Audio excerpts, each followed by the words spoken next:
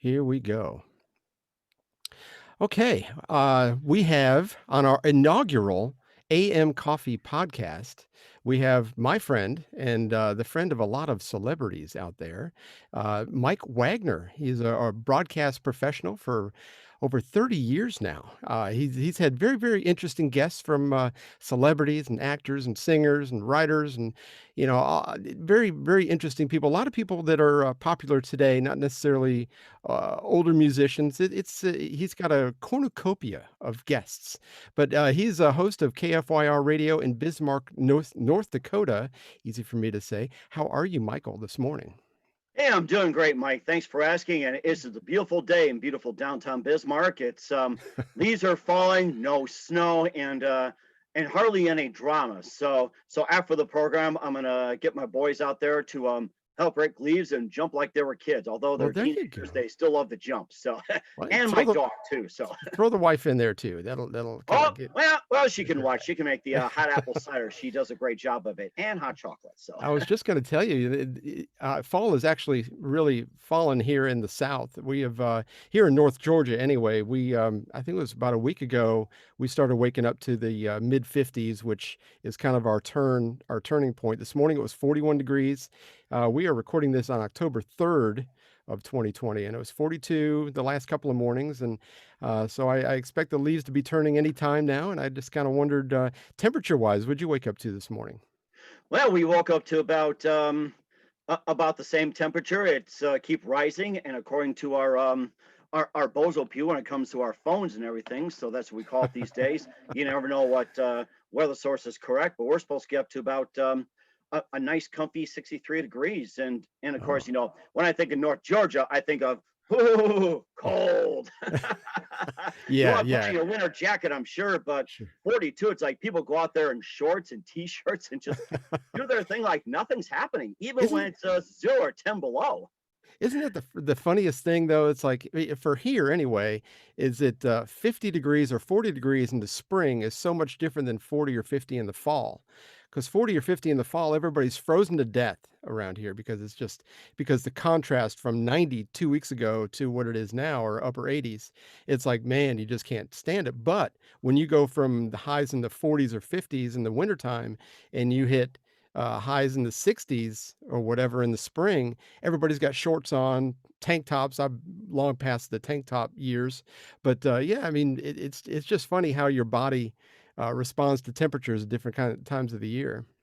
It depends on the climate too, because where Yeah. we live in the Midwest, we did the same thing, but moving up to North Dakota, it gets a little more intense. Extreme cold, extreme hot, and extreme conditions like with wind, snow, rain, and wind and everything else. Wind advisory is about 40, 50 miles an hour. It's like back where we live, it's almost like a soon-to-be hurricane. They couldn't handle it. But Yeah. I, Yeah. I've been in winds where it's like 70, 80 miles an hour, and you normally get that down the south, like where you guys are, It's a Florida, tornado. Georgia, Yeah. Carolinas, and everything. And of course, it's out in the field where you experience it. And then, my daughter, my youngest, pop a couple of quarters in that wind machine. I said, next time, get out in the field and do that. So There like, you go. experience something real, not a machine. But It's a lot more free. So yeah. Yeah, yes. I was TDY to Minot, North Dakota twice back in the 80s. And I remember them telling us, it's like up there, there's a girl behind every tree. It's kind of trying to give me some funny advice, but as you get up there, there's hardly any trees. And it's hmm like, it's just flat. And you're right, is a 20, 30 mile an hour wind almost at any given time of the day or night. It was really weird. Yeah. Minot is a really interesting place to call the Magic City because you never know what happened. And I worked with a few guys who were on tour of duty in the armed forces. And they end up at Minot Air Force Base, and they said that's the last place you want to go to. But Yeah. then they end up meeting some girl by accident, meeting some friends. Next thing you know, they end up staying. It's like, wow, Yeah. they love Yeah. it. It's not so bad. Even my son, just loves to go up there, and there's you got a lot of shopping, a lot of opportunities, and things to do. He loves to rollerblade and whatever else. So we'll go up there just to escape Bismarck at times too. And they've got some really good pizza up there too, and which is Hmm. rather surprising. You don't think of pizza in Minot, but they got some really good restaurants. They're Scandinavian, Norwegian. It's like very friendly people up there. I would imagine that would be a heavy influence up there. You're originally from the Chicagoland area, correct? Well, actually, I was born in Milwaukee and raised in Racine and lived there, for throughout the 9 years. So it was where we moved to Okay. Racine when I was about 9 months old. But I still have memories of it. We go to my folks and they take us out to eat, or we go shopping over at Capitol Court and everything like that. And then we'll go up to Summerfest every single year until we moved, and check out the sites, check out the music, the food, and we've been through the Miller Brewery and some burger joints, and we went to a Brewers game, one time as well too at the old county stadium, felt like in the '70s. But Oh we yeah. later moved to Racine, and we end up 9 years and live in a duplex, walk to school, and you know we also ate kring, which they're famous for. They're like those you know it's like a round dish. It's like a Danish, but they add like almonds and cherry filling and everything, and it's actually worldwide. People from all over the world just order from Racine. And then we ended up moving outside Chicago in '73 because my dad got tired of commuting from one state to another with his job, and then we pretty much stayed there up until 2017. I had a stint, for a couple of years living in Carbondale, Illinois, going to school at Southern Illinois, getting into broadcasting, and then the recession hit around 2006, 2007. Yeah. I came close to being laid off at one of my jobs, and they encouraged me to move on to radio, where it's like the venture I was in pretty much collapsed. And then I got into voiceover for a little bit. My mom just really encouraged me, just set off a mass inferno. I got back into business, worked up at a station along the border, and then I did some voiceover work in Milwaukee for real estate. And then all of a sudden, a recruiting firm from Arizona just called me up and said, "Would you be like to come out to Bismarck and help run some radio stations?" I said, "I'd love to move out there." So we just did that as an opportunity, and it's been great ever since. It's like you got great schools and kids get into a lot of things, and there's just a lot of opportunity up there. So I just Yeah. encourage people just come up for opportunity, and also it's a safe place to be, by the way, too. So you got people that do protect you, and you can also protect yourself without any problems. So Sure, sure.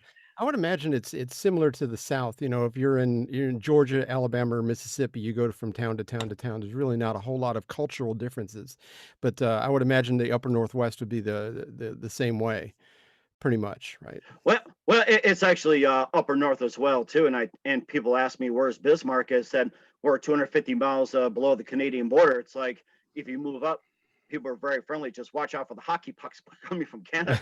So, Yeah. I mean, they love their hockey up there. I've been a Blackhawks fan since '74. My dad took me to my first game, and it was just where he had the perfect storm. You had fights, you had bench clearing brawls, you had back and forth goals, and the home team scores a goal to win the game, and great defense. 4-3 is a rivalry. I said that was a perfect storm for a hockey game. Fights, Yeah, bench yeah. brawls, and scoring a game-winning goal in the final minute. And I found out too, my dad got into hockey before he was in Milwaukee, and he met a guy from Canada. And I guess he was doing some missionary work, and they talked hockey. He says, "Let's go to Chicago."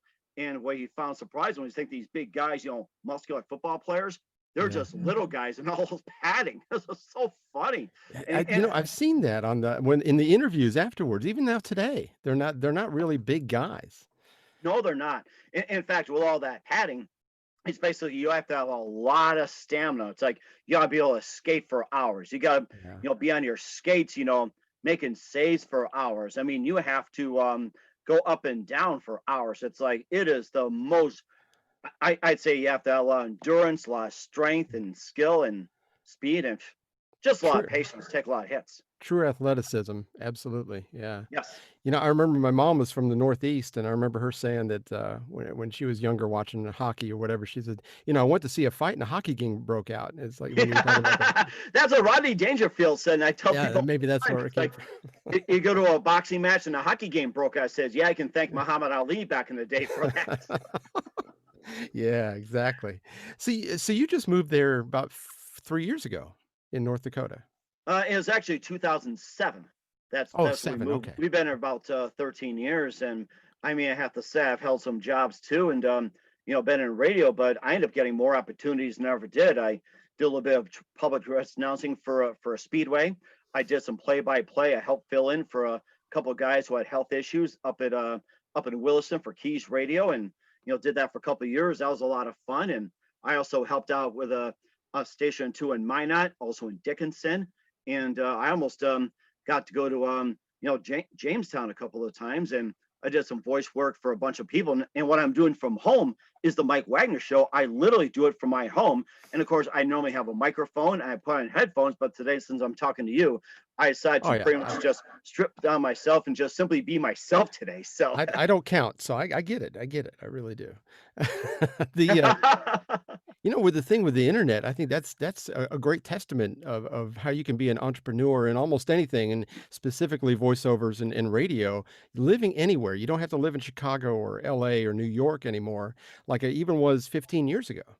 And it's true too. And there's people who do it out of their motorhomes, their vans, their cars, or they'll Yeah. go to a hotel if they travel and just do it from their hotel room. Or I can do it just about anywhere. Or even taking your smartphone, iPhone, and Android. You can record from here and do your voice, and then you just Yeah.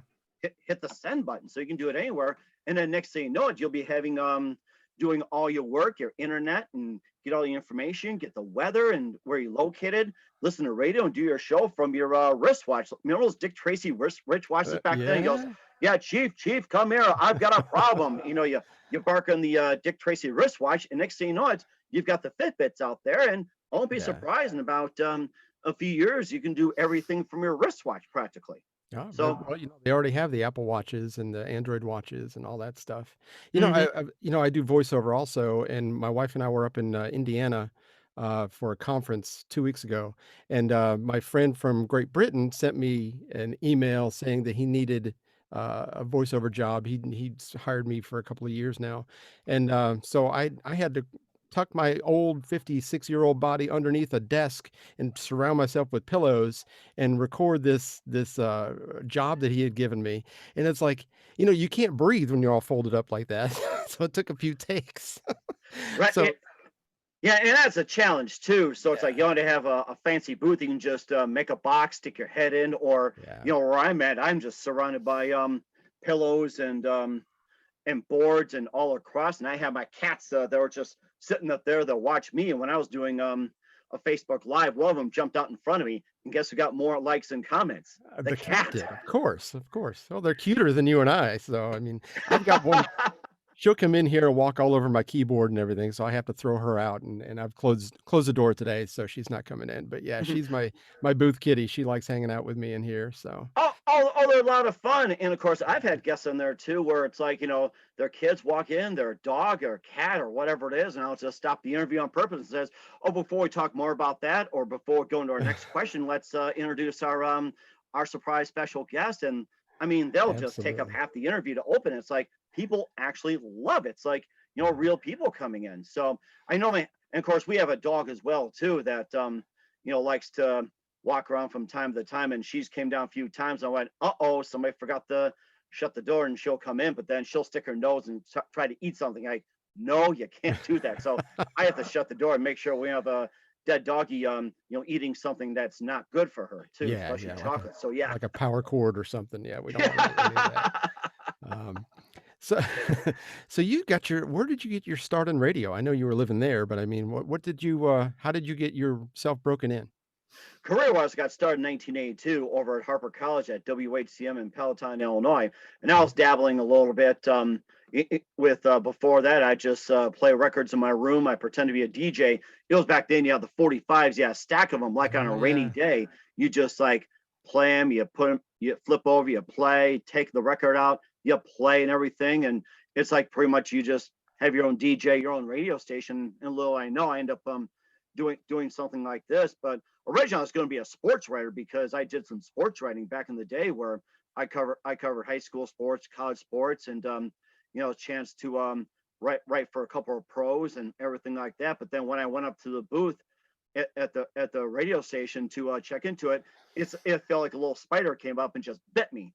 And like Yeah. this, Spider-Man, you come up and you get bit by the radioactive bug, you start acting different. And here I felt a little tinge that just came up, and Yeah. I Yeah. signed up right away and took my knocks and learned about the business. And next thing you know, I ended up getting the radio bug back then. And there are days I was and there was like a few years I was away from radio. It's like this bug just kept itching and itching, and I was like, do I have to go to the doctor? And doctor would say, no, the best cure is get back into radio. No prescriptions, no surgeries, no consultations. Just get back behind the mic. So I tell people, once you got the radio bug, you can't get rid of it. It's very addictive. I remember back in 1988 when I first started actually on the air broadcasting. It was it was I got paid $4 an hour. It was a part-time job, and I did weekend shifts, and I would do morning show producing, and it was like just having that microphone on in front of me. At first, it was terrified, and my voice would do all kinds of weird stuff. But after a while, it's like it was just it was a love. It was an absolute love. It's like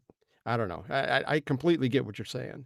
Mhm. And it's the same thing too. I froze a few times, and after a while I started getting comfortable, and I actually had my very first interview with Vince Evans, former quarterback of the Chicago Bears, talking Okay. about his ministry. And then I asked one question. He says, I understand the question, he was gracious. It was like I completely broke out in a cold sweat. It was like, ugh! Oh And I started no. getting terrified, but we managed to get through. Everybody loved it. And then I had some interviews where people just raked me through the coals and whatever else. And I started getting back in. I'd interview a few people just out of the blue and everything else. And then I started having my actual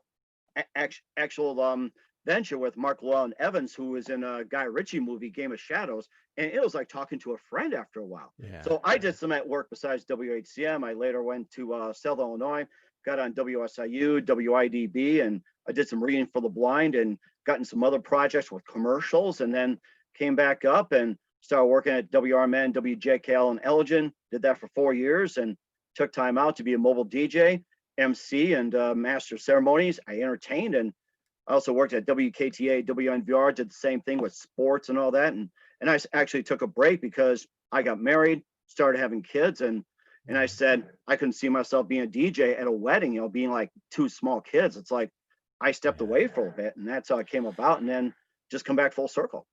Yeah, it pays pretty well, but you're right. You have to kind of shell out your whole weekend, Friday and Saturday night, and you're done. My son is actually looking into do that with a friend of his here, and he's got all this equipment and stuff. So I mean, he knows what he's doing. I think that would be out of my comfort zone. But you said something about interviews, you getting raked over the coals. Well, What happened there?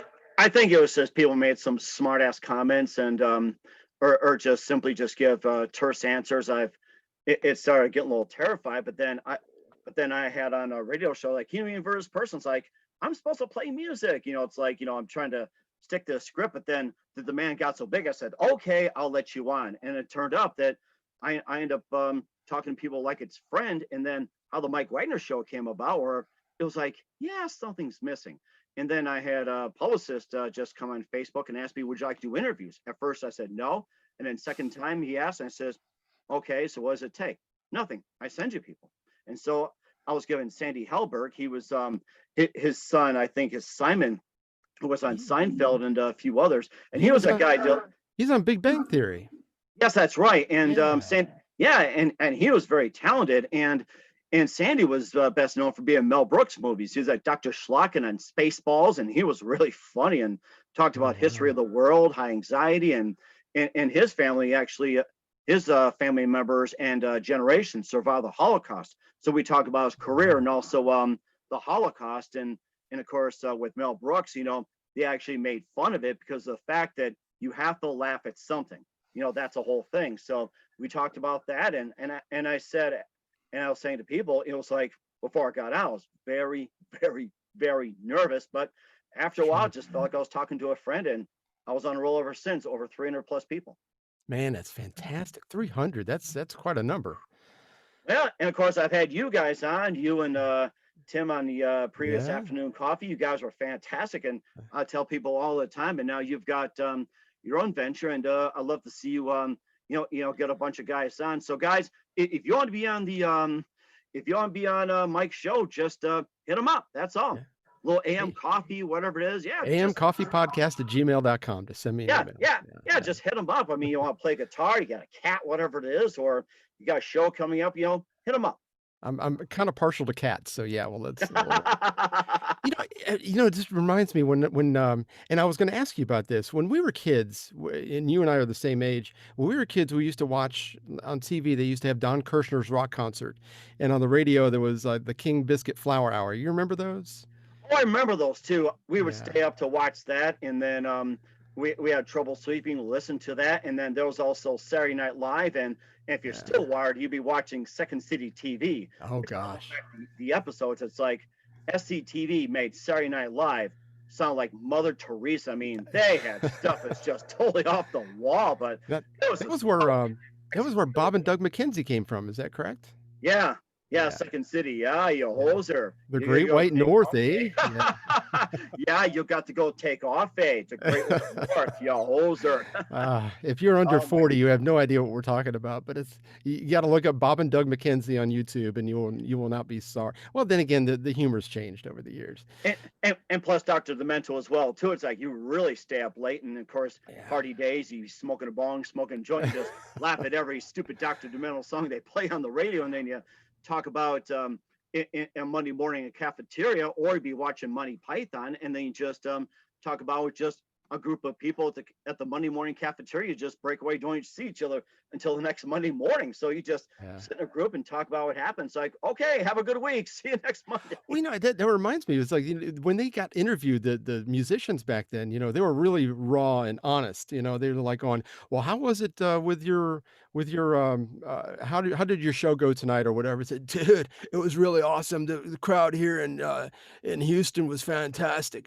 What, you're in Cleveland? "Oh, I mean Cleveland. The crowd here in Cleveland was fantastic. And sex, drugs, rock, and roll." And they turn around and walk away, Yeah, and yeah, it's yeah. like, Yeah, they probably got stoned back in the day too, where it's like, yeah, man, I had this girl in Detroit. No, she was in Boston. yeah, Oh yeah, that was that yeah. other one. Yeah.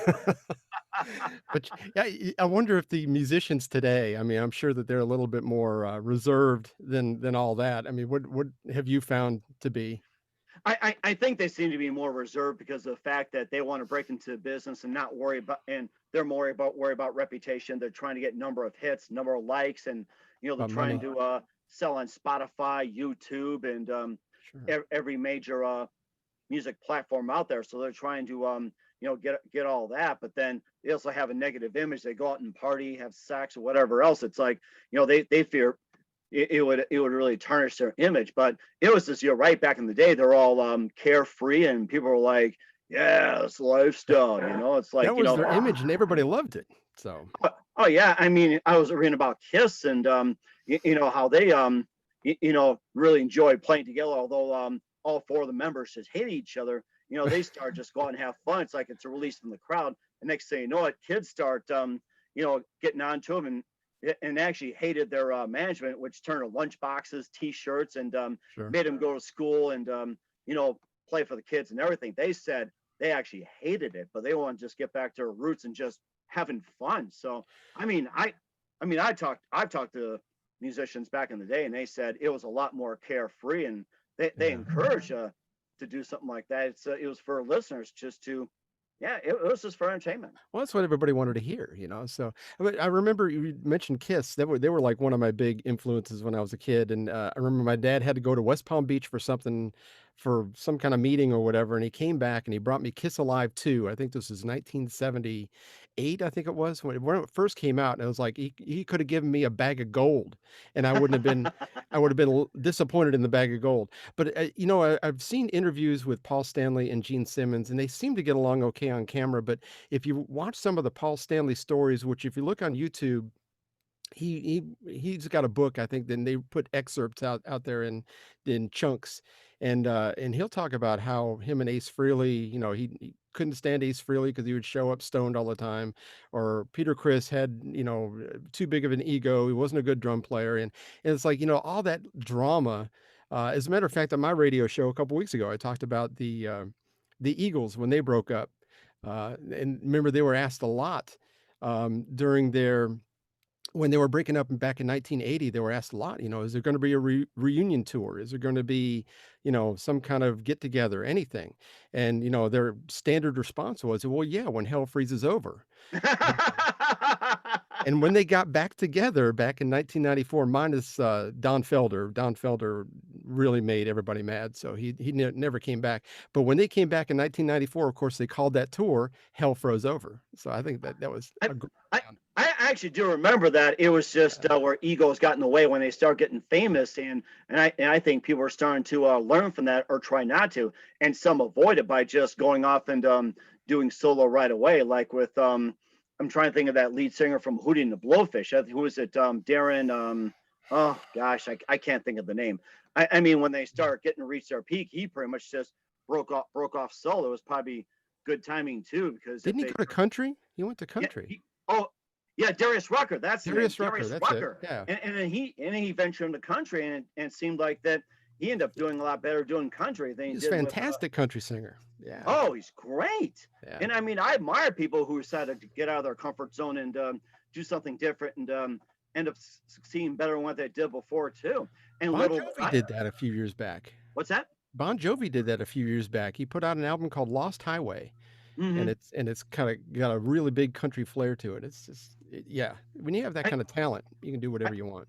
I think he experimented with living on a prayer, did acoustically, and he can venture into anything he wants. And I mean, the guy's story is just great. I mean, he helps out with soup kitchens and did I've a seen that. restaurant chain where it's like you just pay what you can, help out whenever you can, and everything else. He even owned uh, an indoor football team, which actually did fairly well. So he wanted all the players to represent the community and do good things, and if you choose not to represent, you're off the team, plain and Right. simple.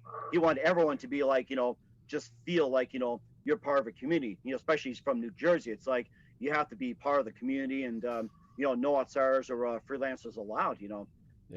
That was just his deal. But he's just an amazing guy, though. You just don't see people like that anymore. It seems like everybody's just so myopic and focused on their own self. But I actually mentioned that it was probably about 3 months ago on my radio show about Bon Jovi during the peak of the COVID lockdown. He couldn't go on tour, couldn't really do much of anything. He was actually in his soup kitchen. Handing out food and all that. He was in the trenches doing what his organization has been set up to do. I got a lot of respect for him for doing that kind of thing. Mm-hmm. And a lot of stars, I hate to say nowadays, are not willing to go into the trenches to do Right. things like that because to be successful, you have to start from the ground and work your way up. And a Yeah. lot of people nowadays are not willing to do that. They think they start from the top and just stay there, tell people what to do. That's not how it works. You start from the top, you're pretty much building a foundation out of sand, and you crumble Mm. afterwards when you fall from the top. But then you work from the ground up. You actually build a very solid foundation, and then you work your way up. That's how you build your career. You start from the ground up, set up your foundation, and you work your way, and then you put it on the roof and just pretty much cap it. So Yeah. I think a lot of people need to get more in the trenches than anything else. I think that's a generational thing too, because you hear, in every walk of life, you got these people that are coming up now. I don't know whether they haven't been taught or whether they haven't seen it, looked deeply enough and seen people that have kind of come from nothing to make something of themselves. But I've seen it in different walks of life. People they come out of college or they come out of high school and they expect, within 9 months, I'm going to make it. And in every once in a while, like 0.0001% of the time, that might happen. But for the most part, like you said, you got to build the foundation. You got to start with the cornerstone and go from there and build your way up. In fact, that's a thing I had experience when it came to broadcasting. I accomplished a lot, and then you end up starting at the trenches. You start night shift overnight and Yeah. do what you can. You work your way up, and then you move on and you start at the bottom and you work your way. So I people think it's like you start off with CBS, NBC, ABC, CNN, Fox right away. You don't do that. You No. start at a small outlet and you start working your way up. You go to another outlet, you work your way up until you venture to what you got. Some people will make it to big networks, or some will just be better as freelancers, or some make it a standalone product. And for myself, it's like I pretty much made myself a standalone product, or I'm open to someone picking me up or someone put me on their station. I'm keeping a lot of options open this one, but right now, I'd say with over 300 people and being on the top 50 podcasts in the LA, New York Weekly Times and whatever else, and I was actually featured on a couple of articles. And I gotta say this, it's like it was no easy feat, starting from scratch. I mean, you really gotta work your way up to the top though. So it's like you gotta fight harder more than ever. And that's what people need to do. Well, there's a lot more competition now. I mean, Mhm. especially when it comes to podcasts. I mean, I think I read somewhere just recently it was over 800,000 podcasts out there now. 800,000. I mean, that just seems 800,000? Oh my that's goodness. I think that was on the castos.com website, but yeah. Mhm. And that I think that's I had recorded a promo about my podcast the other day, and that's why I said it's like, we have so many of them. Why do we need another one? It's like, I Well, don't know. Well, here's the thing that's unique about you is that you're basically humble and you're willing to start from the beginning, and also you got a lot to offer. So one of the things I learned is that you just simply take two of your favorite listeners, and they get two of their favorite listeners, and so on and so on. You remember Yeah. that commercial back in the day with that shampoo? It's like I love so much I told two of my friends, and they told two of their friends, Yeah. and so Yeah. on and so on. I mean that's how it works nowadays. You just get a few people to listen, and they get a few of their people listen, and their few of their people listen, their few of their, and that's how you start branching Yeah. out. And of And with course, social media, that fire spreads a lot faster nowadays than it even did back then. oh, it does. You're right, and I think social media has been a big blessing, for many of us too. It's like you get the word out, and people start latching on, and Yeah. you get people get on their page, and then you start becoming friends. I mean, you start becoming friends faster than you can say friends. Oh, yeah. It's Yeah, like TV absolutely. shows. Well, and I've made some good friends online. I mean, you and I have never met in person, but you and I have talked for a couple of years now, and it's like, and we text each other, and or something's going on, we'll talk to it. Yeah, I mean, it's incredible. I think a lot of it, when you're older like us, is that we remember growing up. I never even had a microwave till I moved out, when I was 19 years old. We didn't have a VCR, we didn't have cable TV, we didn't have any of that stuff. So it's like, people nowadays, younger people, 30 and less, probably can't even imagine growing up in a household without gadgets, without stuff. I mean, we had a toaster. It was probably the most technologically advanced thing we had in the house. So, I mean, I think that's part of why they can't really understand some of the basic tenets of success or just of life that you and I kind of have a grip on because, we grew up with it and it wasn't a big deal back then. And of course, having a microwave, having a VCR, and cable TV was very pricey. I mean, all Oh, the yeah. buttons and gadgets you see on microwaves, back then they cost like, my God, two, three, $400. Now you just pick one up for like maybe 30, $40 at a Yeah. Walmart. And then VCRs obviously have gone out the window, and DVDs are just about extinct. Now you can stream anywhere, anytime you want on your computer, laptop, smartphone, Android, or whatever device, your Dick Tracy wristwatch. And then you got cable TV. Remember the Bruce Springsteen song 57 Channels and Nothing On? You Yeah. remember that? That Yeah. was from Yeah. 1992. Well, Yeah. now you got 1 million channels and there's still nothing Nothing on. on. I know it. That is so true. That is so true. We Oh have my gosh. so few shows that we watch anymore because it's like, and then we put it on, on the recorder, so we don't have to worry about commercials. We can zip through commercials, but Mhm. yeah, And there's also YouTube as well too. You can just skip over any time. You can watch any time, and whatever else. And you also got your free streaming service like Tubi TV, and stuff out there. You can find old shows. And we've been Crackle. watching Beverly Hillbillies season one of all things. So, Have you really? Oh wow. When we were oh, up in Indiana a couple weeks ago, I happened to just turn on the TV, and I don't know anything about their cable channels, and I flipped over and I found I Dream of Jeannie in black and white. And I oh my sat there and gosh. I laughed myself silly. I forgot how funny that was and how Major Healy was just a hoot. And it's like, man, they just don't make TV like that anymore. No, they don't. They're too worried about political correctness, offending Yeah. somebody, and everything else. And Mel Brooks, put it very bluntly. A few years ago when he was interviewed, he said political correctness is killing comedy. I mean, Yeah. you can't find something to laugh at yourself or laugh at anymore without Well, fear of offending. But Blazing Saddles, it was just hilarious. Like they were oh not my afraid to make gosh. fun of anything or anyone and all that. It was also to prove a point that you can't you have to learn to laugh at yourself these days. Oh, I that was think the whole so. point. Yes. That that's something that people have kinda lost. People Hmm. cannot laugh at them. But, and by the same token, and not to defend it, but, there's been some things like when President Trump first got elected or when he was running, I can't remember, but Kathy Griffin had the beheaded, uh, Donald Trump in her hand, and the whole thing. But, Ugh. I mean, and then they'll come back and say, "Well, you're being, whatever," and I just think that comedy sometimes goes so far that it stops being funny. There has to be a sweet spot. You know, Mhm. George Carlin and Richard Pryor had that sweet spot where they could kinda make you go, "Oh, I can't believe you said that," and at the same time, laugh your full head off. You Oh, know what I mean? oh yeah, and I love George Carlin back in the day, Yeah. and I think I remember 9 years old, and first moving to off in the states where we live outside Chicago, and there were two guys that came over and brought George Carlin records, and they ended up being stoners, but they're funny as heck. Oh, And here yeah. we listen to George Carlin, and it's like some of the things like, oh my God, he said, but then it doesn't cross over the line. Richard Pryor, you're right. He make you Right. go, but yeah, just learn to walk the fine line, but don't go over it. Carol Burnett said the same thing and said that that that yeah, it's like female comedians just get too offended, whatever it is. But I think people should stop worrying about offending whoever and just go on with life. And they say laughter's the best medicine. It's Yeah. like if you can't laugh, then yeah, fill in the Yeah. blank. So. It's just, just a lot of things just aren't funny, and so, I just don't know. Things are just different, and maybe it's just because I'm old, but, some of the newer comedians just aren't very funny. There is a guy, Chad Prather. My wife and I went up to Chattanooga and saw him live. Fantastic. I mean, he calls himself the political cowboy just because he kinda, like he takes that angle on a lot of his comedy, but that's really not all of it, but he's actually funny. Um Check him out if you need to find him. I don't know, I'm not sure where he is. I think if you look on Facebook, he's under the political cowboy. Fantastic. I mean, the guy is just actually funny. But a lot of these people on Comedy Central, I mean, it's like, really?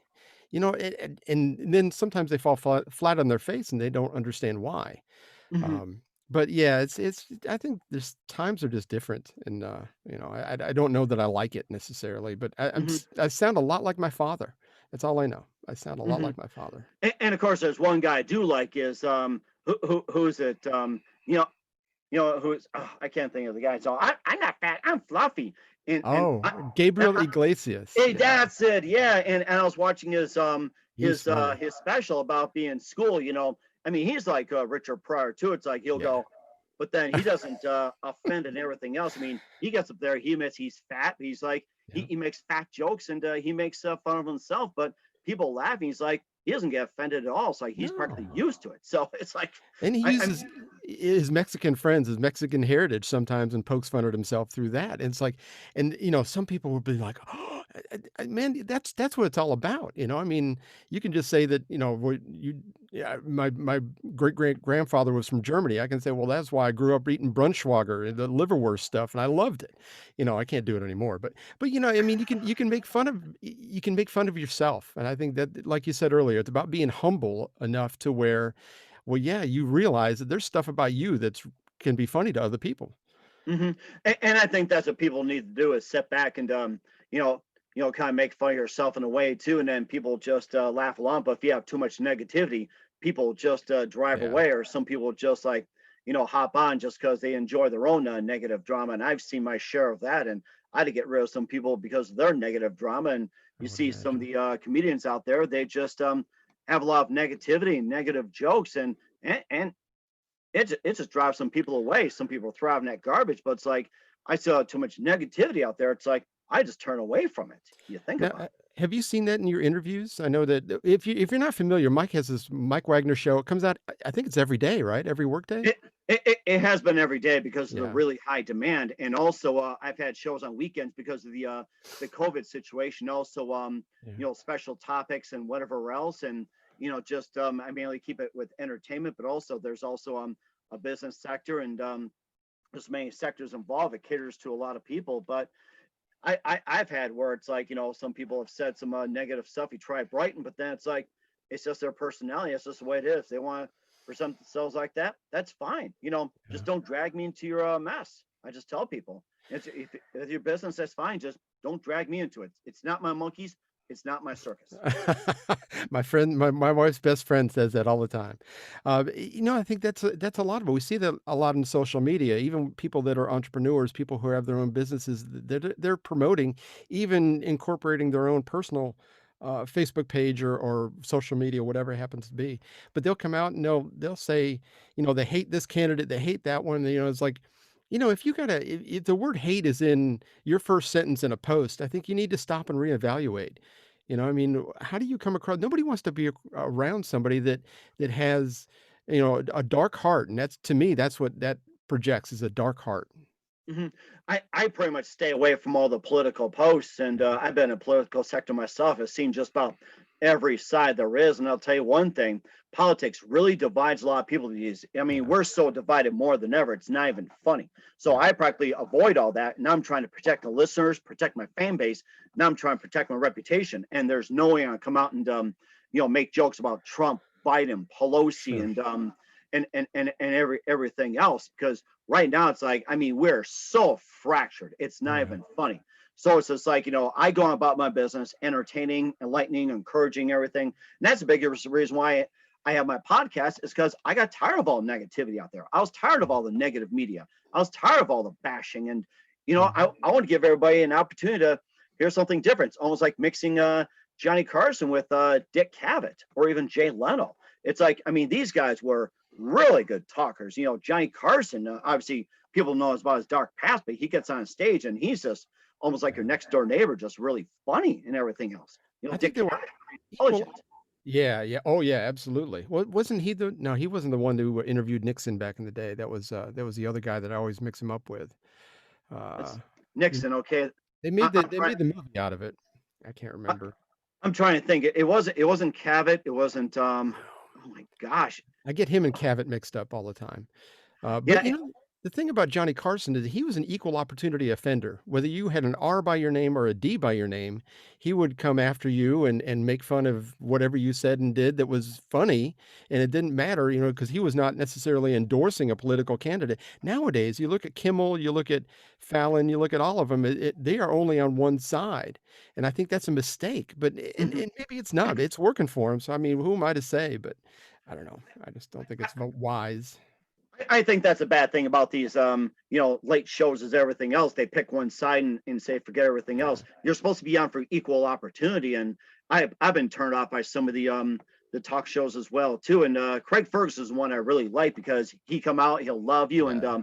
although he's from Britain, I mean, I miss that guy a great deal. I did too. But yeah, I it's did like too. when you're a talk show, you're supposed to give everybody equal opportunity, equal respect, and don't throw your opinions and everything else. And I pledge to all the people I've had just about every sector on, and I just keep an open mind, just let them have their say, and I just go about my business. I never interject my opinion, and you're not supposed to about political candidates, what your beliefs and Of everything else. course. It's like you just keep it open. Johnny Cash actually had a really good one with the Johnny Cash special. For those who don't know, he actually had a variety show, and he let every person on, and I guess there was a time on there where someone said, "You're not supposed to get this person on. He's anti-war." And Johnny Cash said, "Either let him on, or I'm not going to come back to the show." They're like, "Okay."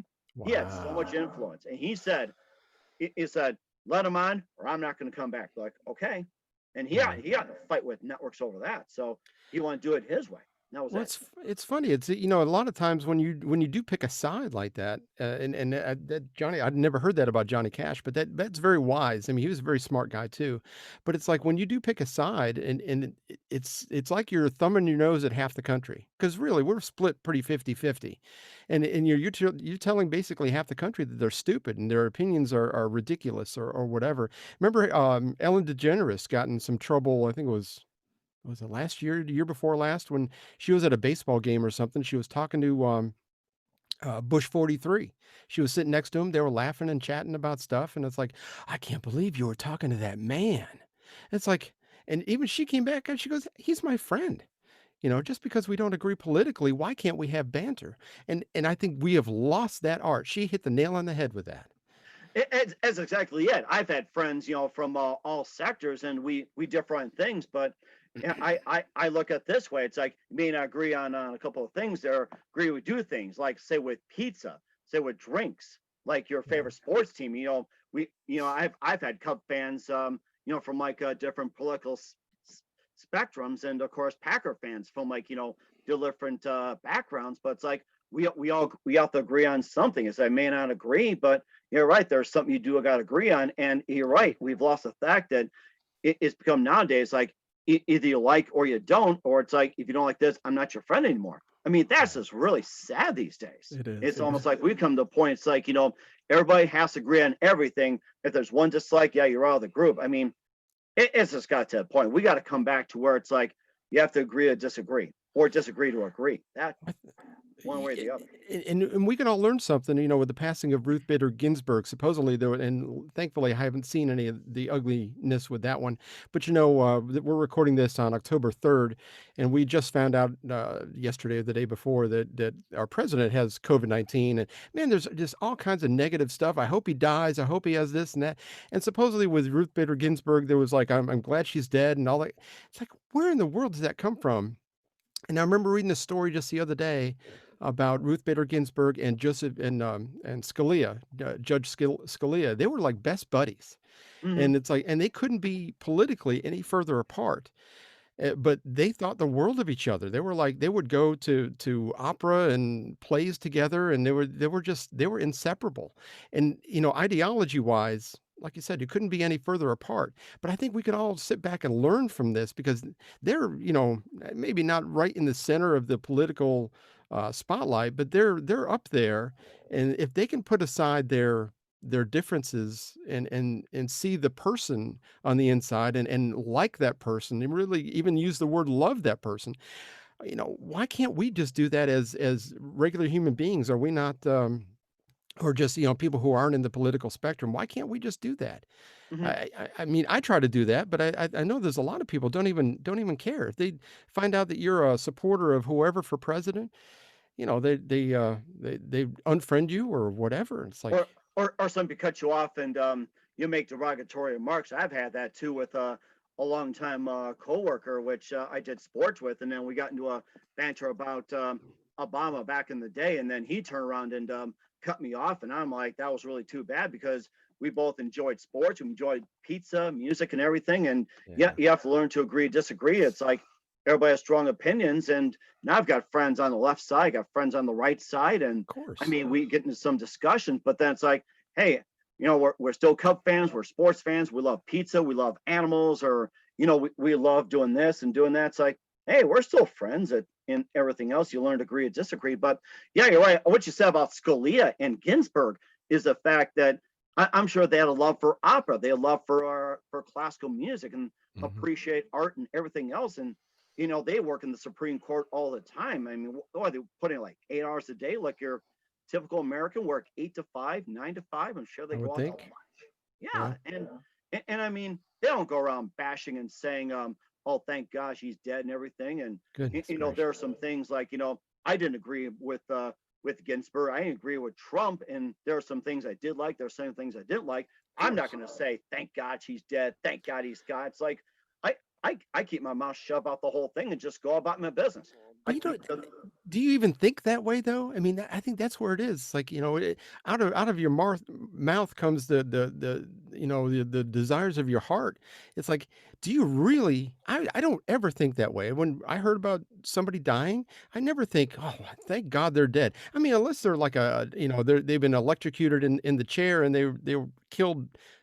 15 people or whatever. That's maybe a different story. And it may not say that I'm glad they're dead, but I'm glad that their family got justice. But I cannot remember a time where someone celebrity wise or even somebody I knew that has died. And in my own head, I'm nowhere near perfect, but in my own head, I've never said, man, I'm glad they're gone. Never. and in fact even says in the Bible too that Jesus actually weeps for the people that move on and dying and everything else, and he has such great compassion. And people spit at him, threw rocks at him, and called him names, and they wanted him stoned and crucified, and he didn't come out and say, ha ha, you deserve it. I mean, he had Right. a lot of compassion for people. I mean, that's just exactly the same thing.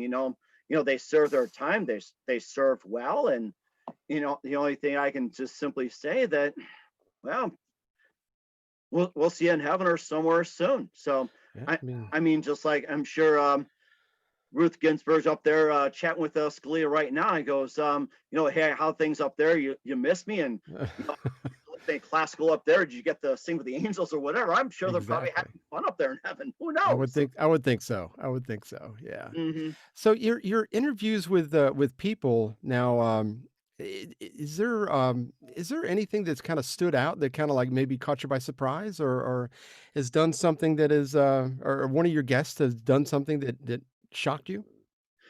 I wouldn't say really shock value in terms of what people said, but one of the hot topics has been is PTSD, and that's been a big issue that's been on everyone's minds, which is post traumatic stress disorder, Mhm. and we need to make aware of it. And I had Crow Gibson on; she's an award winning filmmaker, and a lot of her movies were on PTSD and making people aware. I practically cried, on the air when she shared her story, and how you help others, and sometimes you really couldn't help, and it was just a big thing out there. And of course I cracked up very hard when I had Artie Hoffman on. He's I'm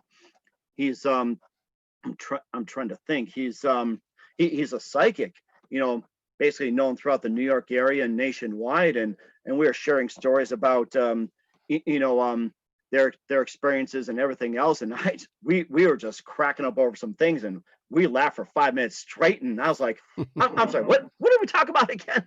So we just had that. And then I had a lady on, Miss Freddie, who I'll be airing later. She had a great story about working as a frontline nurse in Pittsburgh, where she actually caters to patients but sings at the same time. And she's got a couple Ah, of releases out, and then she did some benefits to help people in Pittsburgh, with the homeless, and also with patients overall, diseases and everything. Did charities, and people go out there and do some charity work. So I've yeah. I've had those on, and I've got oh man, I've had 300 people. I'm just trying to think, and then one of the Nothing funniest stands stories. out? Yeah, well, I have to, and then Willie Muller, I gotta say, from Major League, was the funniest, because he was on he was known as the Duke, and he actually played baseball for the Milwaukee Brewers, and shared his stories about how he got that lone win, and striking out the side in the Boston Red Sox. And he was on the set, and Corbin Benson, I guess he didn't like him, and he'd be like, here, get this on, put this on, dust my chair. And he was just being a Oh prima my donna. god. Willie Muller's just ripping him. It was just so funny. So he That's just, that's surprising. Yeah. oh my gosh. And then, I've had some baseball guys on there, and they tell me all kinds of sports stories, what goes on in the locker room, and it was just hilarious. And singers, what really happens on the road, what really happens behind the stage, and sharing stories, and comedians, and whatever else. And I've had some people who talk about brain functions and what they do. So I've had just like a plethora of them. So I get asked that all the time, and I'm like, everybody's really good. I Yeah, love there them. you So go, there you go. That's your politically correct answer. Yeah, it's good. I don't know about politically correct, but I gotta say this: I just enjoy what I do. So I Yeah. don't hate anyone, to be honest with you. So Well, yeah. If that's rooting around in your heart, you got more issues than you know, so, oh, exactly, you're right. So yeah. I mean, that's just the whole thing. So and of course, you guys go to my Facebook page as well too, facebook.com/the Mike Wagner Show. You can keep up to date to what's going on, check out my past interviews, and I'm on over 25 podcast platforms: Facebook, SoundCloud, Spreaker, Spotify, and iHeartRadio. Also on Anchor FM, Radio Public, iTunes, Google Play, Apple, and I'm also on Amazon Audible as well too. Take the Mike Wagner Show on any mobile device. Subscribe to the Mike Wagner Show on the YouTube channel. Follow the Mike Wagner Show on Instagram and Twitter today. Make sure you check out Mike on the AM Coffee. He is Yeah. fantastic. Well, thank you. All the check is in the mail. We will, There you go. Yeah, and I'm gonna send you mine too, with coffee too. So here you go. yeah, if you wanna get in contact with Mike, if you wanna either be a guest, somebody who would be a great guest for him or for me, you can contact Mike at, Mike at the MikeWagnerShow.com. Is that correct? That, and also the Mike Wagner Show at gmail.com. It's the That's Mike Wagner Show at gmail.com. okay, cool, cool. Man, it's fantastic. We've had a good time. We've had a good time. Oh, I've And had a great time. We got to do this again. Not just have a coffee, have a beer, have a wine, or maybe have a little pizza, and then do this again online. oh, I love this. let's meet in Minot. I heard they have great pizza. So, They do. Sammy's Pizza up there is just fantastic. I mean, yeah. it's right by the Source River. It's right in downtown Minot, and you can get all the toppings you want. It's right by the Scandinavian Village. And if you're up the North Dakota State Fair, which unfortunately they had to postpone due to the Corona, you can stop by and check all the great acts. Check out Sammy's Pizza, and just all the great pizza places, and grab a few.